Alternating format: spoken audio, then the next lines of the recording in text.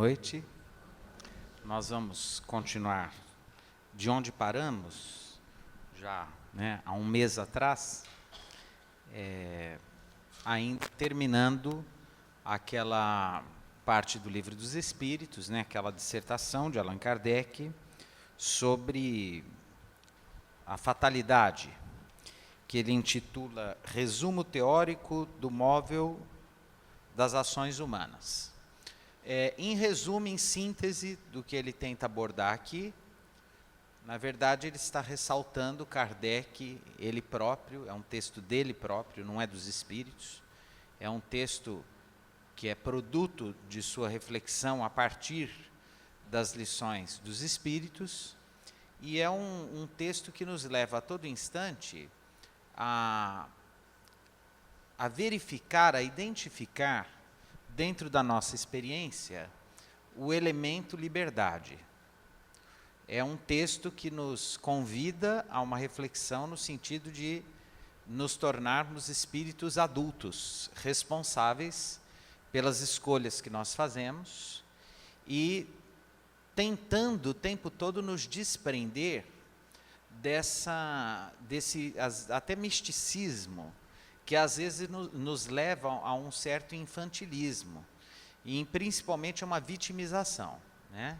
É muito comum nós acharmos que a nossa dor é a maior, que a gente é a pessoa mais infeliz do mundo, que a gente é vítima, e quando a gente se entrega a esse tipo de sentimento, de afeto, é comum nós nos enclausurarmos de maneira tal que a gente não consegue sequer perceber a existência do outro que está perto da gente. Isso é muito comum, por exemplo, quando a gente vai falar de algum problema de saúde com uma pessoa conhecida, e ela, antes de você terminar, fala do problema dela. Então, como vai? Eu tive um probleminha. É porque você não viu o meu. Aí a pessoa começa. E, em geral, pessoas assim, elas tendem a dramatizar também.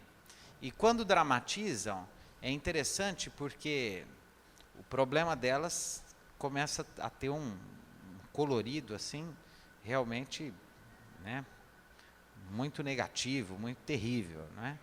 Então, Kardec, ele nos convida a essa postura de espíritos adultos. O que eu falo pode soar estranho, mas, de verdade, o Bertolt Brecht tem uma frase que eu acho muito interessante, que é assim, ele diz que ainda bem que no mundo moderno os homens estão a cada dia mais se afastando das religiões e se aproximando de Deus. Olha que interessante, se afastando das religiões e se aproximando de Deus. Se eu abraço uma religião para me tornar vítima, se eu abraço uma religião para ser tratado como uma criança, para que as pessoas me peguem no colo e digam, nossa, você não tem culpa, é do encosto, é do obsessor. Olha, é verdade, sua família é um problema, nossa, coitado. A postura da doutrina espírita não é essa. Se a gente está sofrendo, sinto muito, a culpa é nossa. E se a gente não escolheu esse sofrimento agora, se a gente não consegue identificar esse sofrimento como resultado de escolhas que a gente fez nessa encarnação, se Deus existe, Ele é justo. Se existe uma justiça, isso está naturalmente em experiências pretéritas, que felizmente nós não temos acesso. Nosso centro de memória, ele é ofuscado pela reencarnação, porque seria muito doloroso lidar com isso, com essas recordações do passado. E por que isso seria muito doloroso? Primeiro, porque nós resgataríamos dramas e culpas que a reencarnação anestesia em nós. Então, olha que interessante.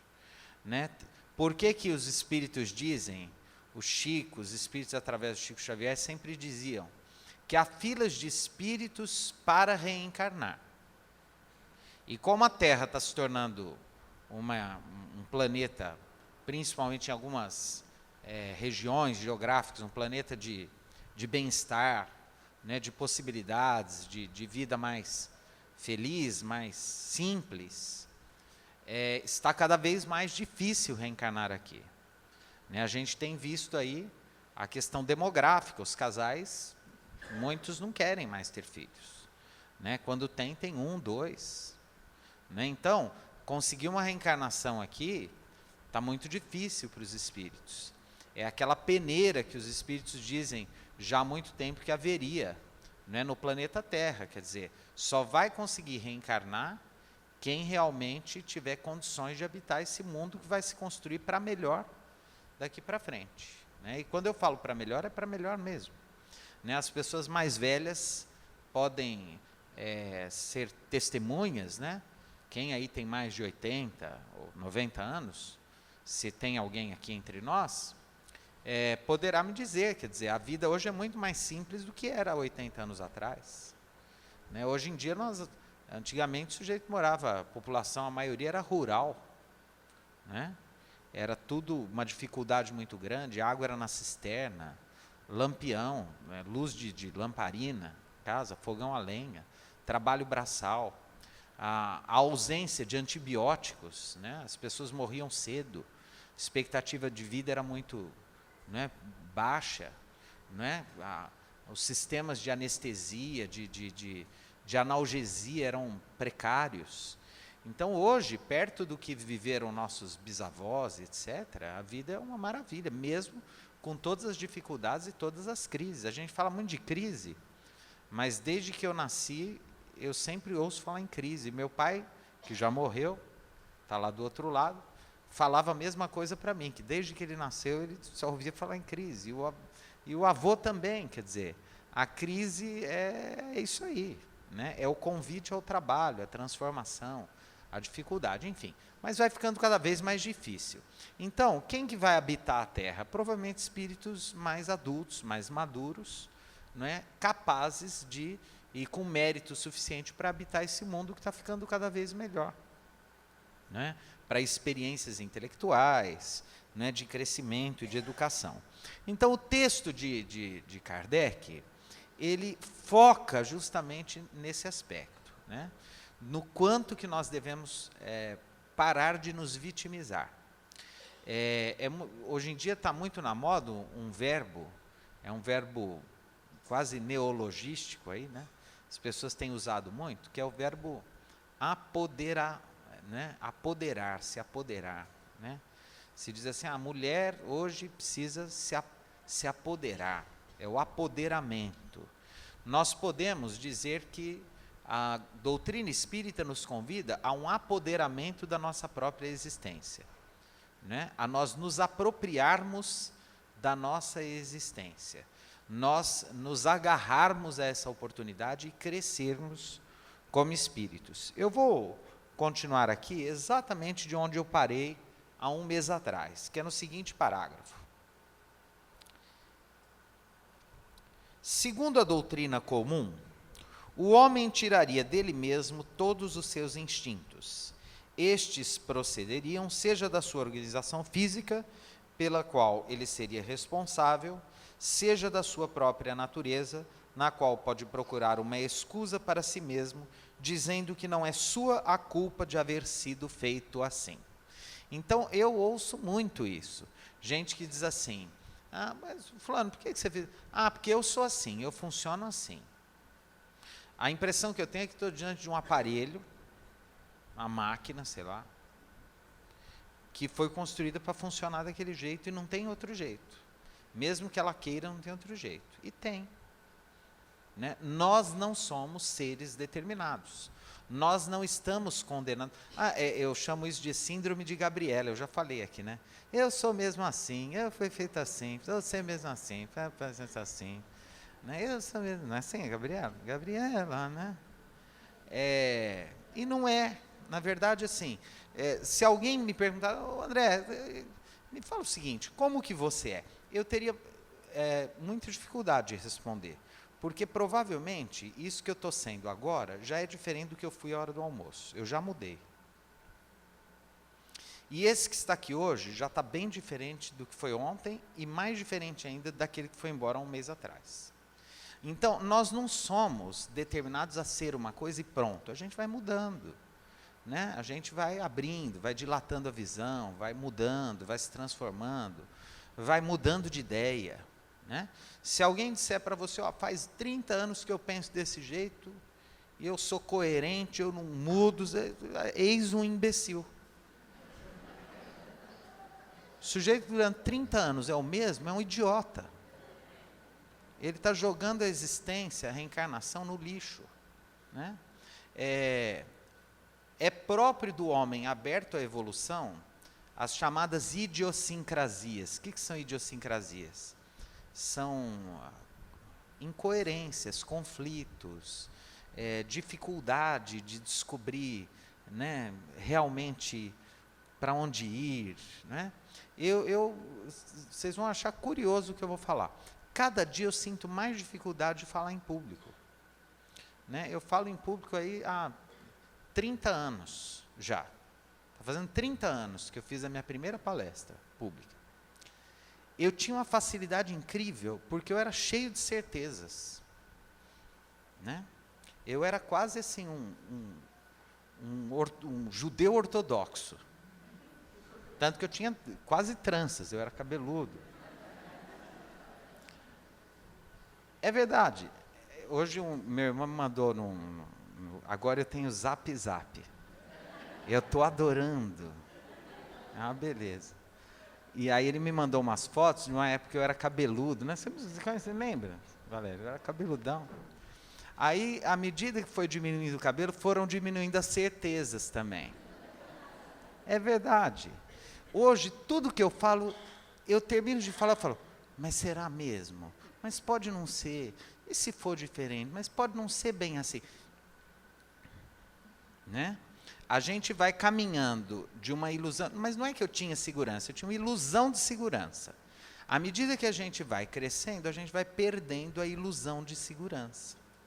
A gente vai saindo da ilusão de segurança, do chão firme, e vai entrando nessa experiência movediça, imponderável, que é a condição humana. E reparem que eu não usei a natureza humana, porque se eu dissesse que nós temos uma natureza, eu diria que a gente está condenado a ter essa natureza que nós temos. E nós não temos uma natureza. O que nós temos é uma condição, né? É assim que nós funcionamos. Como que nós funcionamos? Sem prumo, sem régua, sem ferramentas. Vou construir uma casa. O que eu tenho? Eu tenho esquadro, ferramenta, eu tenho tudo, né? Eu vou para a vida. Que ferramenta eu tenho? Não tenho nenhuma. A única ferramenta que eu tenho é a minha consciência, né? E a nossa consciência também vai se dilatando, né? A consciência de um espírito iluminado, de um Bezerra de Menezes, de um Eurípides Barçanufo, de uma Maria de Nazaré, é uma consciência diferente da consciência de um ser humano bruto, embrutecido ainda, nos primeiros degraus da humanidade, né? Então, o que ele diz aqui, não é? O que é a doutrina comum? É aquela, o que ele chama de doutrina comum? É aquela que diz, ó, nós temos uma natureza. Já viram aquele negócio, a carne é fraca? Ó que interessante. E ela é mesmo. Mas não no sentido que vocês estão pensando. Ela é fraca porque um vírus nos destrói em algumas horas. É fraca no sentido de que ela é absolutamente vulnerável. Atravessar a rua de forma desatenta pode levar-nos à desencarnação. Então, assim, ela é fraca. O nosso corpo é de uma fragilidade incrível. Ele é de uma capacidade incrível também de reação, mas ele é muito vulnerável. Você tem fechado isso, doutor? Se é mais vulnerável ou mais resistente?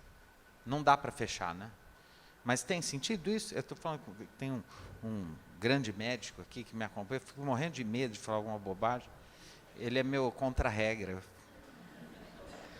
né, ao mesmo tempo que nós somos muito resistentes, capazes, é o que se chama tecnicamente de resiliência, né, de superação, etc., nós somos extremamente frágeis. Quer dizer, o sujeito lá pega um vírus diferente, fala-se muito em infecção hospitalar, né? O sujeito entra de um jeito no hospital, dependendo do bicho que ele pega lá dentro, ele morre facilmente. Né? Então a carne é fraca? É. Tem jeito em relação a... Não. Tem jeito. Isso realmente é da natureza, mas não é da natureza humana no sentido do que somos, da natureza do corpo humano, que é bicho. Nós temos corpo, nós somos animais, somos seres da biologia, né? Por outro lado, o espírito, quando a gente faz essa divisão corpo-espírito, né, que não é uma divisão boa de fazer, mas eu vou fazer aqui só para exemplificar didaticamente, o espírito ele não precisa ser necessariamente fraco. Ele tem uma capacidade de resistir, que depende das nossas escolhas, muito maior do que o nosso corpo. Então, às vezes uma bactéria, um vírus, enfim, não é? Um bacilo toma conta do meu corpo, e mesmo que eu queira muito, eu não consigo reagir a isso. Já a minha alma, não. Né? Eu tenho recursos para resistir às sugestões, né, que venham a acontecer, né, espiritualmente ou de mim mesmo. Eu posso olhar para uma experiência e falar, não, eu não vou fazer isso.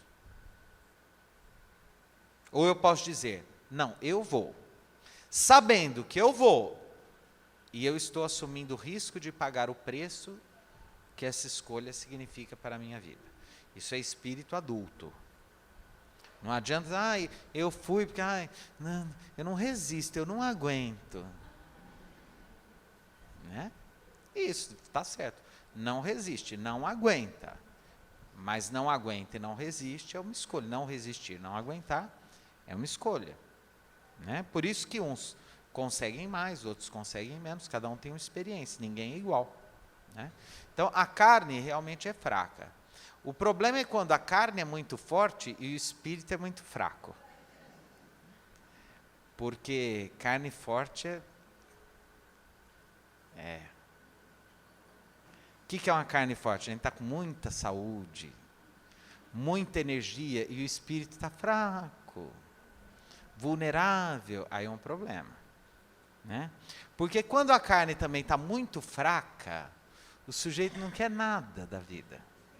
Né? Quando está muito doentinho, está muito apagadinho, né? Às vezes não consegue nem desencarnar. Eu já contei uma história aqui de uma amiga minha, que a avó estava muito fraquinha para desencarnar, não desencarnava de jeito nenhum. Aí fizeram uma canja bem forte, a velha comeu, desencarnou. É verdade. Ela não desencarnou porque não tinha força para morrer.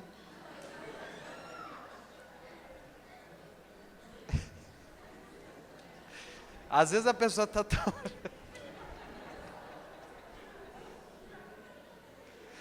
Às vezes a pessoa está tão fraca que ela não tem força nem para morrer, precisa de um caldo grosso, uma coisa, né? O corpo dá aquela, né? Para respirar fundo, conta até 3 e vai, minha filha, com Deus. Né? Segue viagem. Então esse negócio de corpo, espírito, carne, espírito é complicado. Só assim para ir encaminhando, quando eu falei que é muito difícil separar corpo e espírito, é pelo seguinte. Porque na nossa experiência pessoal, principalmente quem não tem mediunidade ostensiva, fica difícil conseguir compreender como que é essa coisa de espírito e corpo. Por quê? Porque a única experiência que a gente tem de corpo sem espírito é a experiência do cadáver. E que já não é homem mais, é cadáver. Né? Quando a gente está diante de um cadáver, eu já não estou mais diante de um homem. Por isso que não existe homicídio para cadáver. Né?